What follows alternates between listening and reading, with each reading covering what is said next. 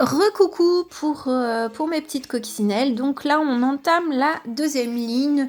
Donc comme je le disais, ça peut être votre vie antérieure ou vos ancêtres, un défaut que vous avez ou que vous avez eu ou tout simplement qui vous mèneront à des pistes sur d'autres choses, je veux dire, assez positives. Voilà.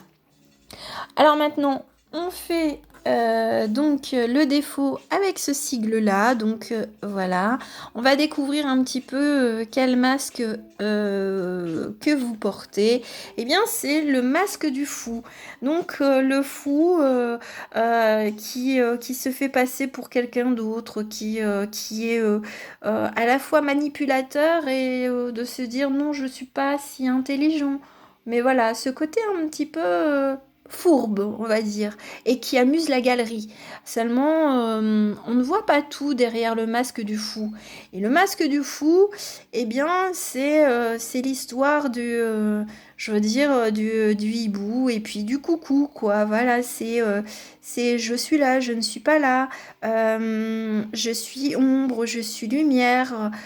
C'est un peu cette dualité donc, enfermé, on va dire, dans une boîte, et puis être aussi libre que le hibou. Donc, on se joue, on va dire, du monde actuel et on est un petit peu son propre maître tout en étant, on va dire, dans sa case. On va dévoiler un peu, enfin, je vais dévoiler le défaut qui est en lien. C'est intéressant. La Candide démone. Oui, mais justement, ce côté un peu assez doux, enfin, je veux dire, assez gentillet, et puis côté rapace, voilà, on peut être très très douce ou très très doux, et puis avoir ce côté assez démoniaque pour ne pas se laisser faire.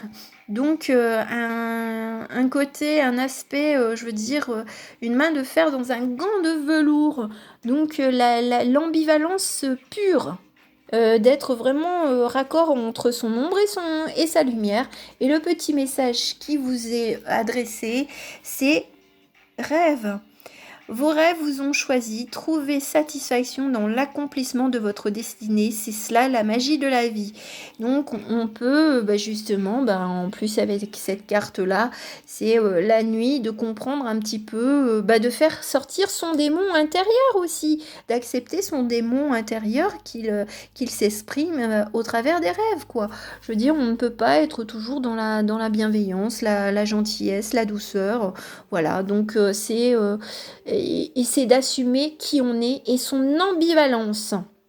Voilà, j'en ai fini avec notre ami le fou. Donc, j'espère que ça vous aura plu. On va continuer avec ce nouveau choix. Donc, attention, attention, attention, attention. Nous avons le tricheur. Le tricheur qui veut gagner, qui veut toujours, voilà, qui veut gagner. Et oui, bon, je pourrais faire la petite blague, qui veut gagner des millions. Voilà, c'est surtout d'être toujours en position de force, d'avoir toujours les bonnes cartes dans sa manche, de ne jamais être pris presque en défaut. Voilà. C'est le tricheur, on va dire, manipulateur. Avec le Dixit, euh, justement pour passer inaperçu et de suivre un chemin qui est destiné pour tous les moutons de Panurge. Donc on se faufile, je veux dire, autour des moutons et puis de cacher sa vraie nature. Voilà. Et on découvre le poteau rose, attention, attention, qui est-ce? Eh bien, c'est le contrôleur factice. Oui, parce que on se dit que quand on a les bonnes cartes, tout va bien. On peut contrôler, je veux dire, sa vie, on peut contrôler les autres, mais c'est vraiment, je veux dire, peut-être sur le moment, bien entendu. Pourquoi? Pour ne pas ressembler, on va dire, à tous ces moutons qui sont au bord d'une route. Donc on a envie de contrôler ce qui est incontrôlable. Et puis d'assumer sa vraie nature aussi. Voilà, bon, là j'en ai fini. Et le petit message, c'est l'expectative. Soyez ouverts à ce qui se présente dans votre vie. Ce pourrait bien être la musique de votre cœur que votre cœur attend depuis longtemps. C'est d'être soi-même. Après, ça peut être, je veux dire, votre vie, enfin, ou celle d'un autre, ou de votre aïeul, hein. C'est peut-être un défaut qu'il a eu en pensant qu'en trichant, il contrôlait tout et qu'il avait toutes les manœuvres possibles à faire. Voilà. Bon, bah écoutez, j'en ai fini avec ce second choix, ce second défaut. On attaque celui-là, hein. Alors attention, attention. On est sur la reine. Alors bon, la reine, elle est un peu comme le roi, mais seulement elle est un peu plus subtile parce que de toute façon, je veux dire, dans la royauté, c'est quand même le roi qui a la décision finale, sauf, je veux dire, dans certaines cultures où on privilégiait des reines comme Cléopâtre et d'autres, je veux dire, d'autres civilisations où c'était plutôt la reine qui avait vraiment les rênes. Voilà, qui vraiment tenait les cordons de la bourse, de la religion, enfin de tout. Donc on a ce côté, soit j'assiste, je veux dire, à quelqu'un, je veux dire, je souffle des idées, ou c'est moi qui prends les décisions tel un roi. Voilà. Et avec le Dixit, on est bah, justement cet aspect plutôt homme. Donc on prend toutes les décisions et on navigue, je veux dire, dans un chemin peut-être assez masculin. Et on se comporte de façon masculine avec les habits, je veux dire, d'une femme, mais à l'intérieur, on a les actions et les agissements d'un homme. Et de ne pas se faire prendre pour un petit poisson qui peut se faire pêcher très facilement. Alors, le défaut, eh bien, c'est le justicier imposteur. Alors là, c'est intéressant dans le sens où la reine de cœur, de dire d'aider les autres, voilà. Et puis, oui, et puis d'agir un peu comme un homme, hein, de dire, bon, il y a quand même s'il y a également, on va dire, des femmes justiciers, il y a quand même beaucoup d'hommes. Je veux dire, dans les films, dans les livres et tout ça, il y a beaucoup d'hommes qui sont représentés comme des justiciers, comme des sauveurs. Donc là, c'est vous. Vous voulez être à la fois un homme et une femme tout en sauvant peut-être votre monde. Voilà. Et la dernière carte, c'est l'union. Vous avez des alliés à la fois visibles et invisibles. Abreuvez-vous à leur pouvoir. Unissez vos forces à celles de vos amis et prospérez.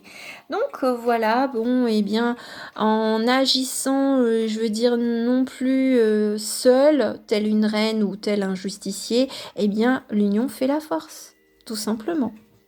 Voilà, j'en ai fini avec ce défaut-là. J'espère que ça vous aura plu et je vous dis à très bientôt. Et puis, le dernier de cette ligne-là, donc, nous sommes sur quoi? Nous sommes sur l'évêque, la religion et l'abus de pouvoir. Moi, c'est ce que j'entends. Donc, bien entendu, ça peut être votre vie antérieure, la personne pour laquelle vous regardez cette carte, et puis, bien entendu, un ancêtre. C'est eh bien on va dire de parler de foudre, de péché, enfin d'être toujours dans ce côté assez religieux pour on va dire attirer les bonnes grâces de ses ouailles. Voilà, un peu comme à l'ancien temps. C'est de dire donnez-moi un peu d'argent et puis je vous absoudrai de tous vos péchés. Manipulation. Voilà, manipulation d'esprit, de liberté, et puis de jugement, de faculté de jugement avec cet esprit d'évêque. Donc on est, je veux dire, un peu le marionnettiste avec des connaissances qui ne sont peut-être pas à vous et qui sont peut-être d'une façon des croyances limitantes par rapport à la religion. Et oh, bah l'orateur mytho. Bon, ben l'orateur mytho, hein, les évêques, enfin, je veux dire, parler devant je veux dire, ses fidèles, eh bien oui, hein, et puis de parler de jugement dernier, enfin voilà, de faire peur, eh bien, on en finit par justement à manipuler peut-être un peu l'entourage que vous avez, tout simplement, et à ne plus être qui vous êtes. Voilà. Et voilà, donc là, on va dire le conseil, c'est force. Vous avez du courage, vous avez de l'endurance. Trouvez votre centre et suivez la spirale de votre pouvoir, c'est-à-dire de vous libérer de ce côté un peu religieux, croyances limitantes, qui peut-être ne vous appartiennent pas forcément. Voilà. Ou si c'est votre autre, bah voilà, il a cette influence de son éducation et donc, eh bien, il se sent aussi manipulé, quoi. Il manipule tout en étant manipulé. Et bah, il prêche la bonne parole pour se donner bonne conscience. Voilà, j'en ai fini pour cette deuxième ligne. J'espère que ça vous aura plu. Donc, laissez-moi un petit commentaire. Et puis ben, je vous souhaite une belle semaine, un beau week-end, en vous retrouvant prochainement. Gros bisous mes petites coccinelles.